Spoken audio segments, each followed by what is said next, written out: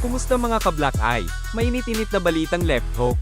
Dahilan kung bakit natalo si Pacman kay Ugas, talakayin natin.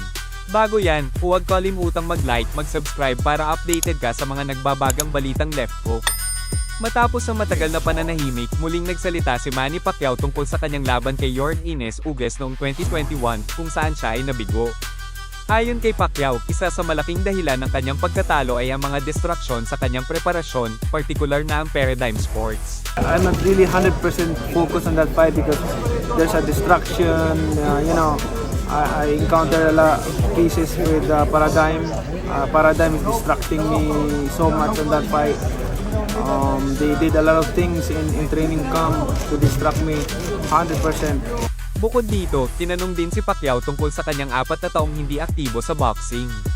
Sa halip na tingnan ito bilang isang sagabal, sinabi ng pambansang kamao na ito ay nakabuti sa kanyang katawan.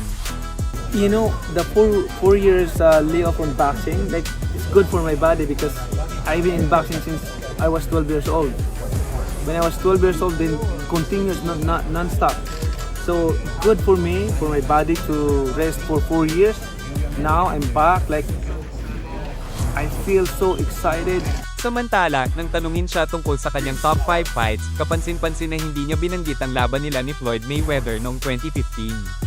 Ayon kay Pacquiao, Floyd ran the whole fight, dahilan kung bakit humingi siya ng paumanhin sa kanyang mga tagahanga. He's running the whole 12 rounds and he won the fight. How is that? I feel sorry to the fans because the fight is boring. Sa kanyang pagbabalik, muling nadarama ni Pacquiao ang sigla at excitement ng kanyang karera. Marami ang nag-aabang kung ano ang susunod na hakbang ng pambansang kamao sa larangan ng boxing. Ay comment nyo na ang inyong opinyon. Bakbakan na! In Sports, lakas ng Pinoy!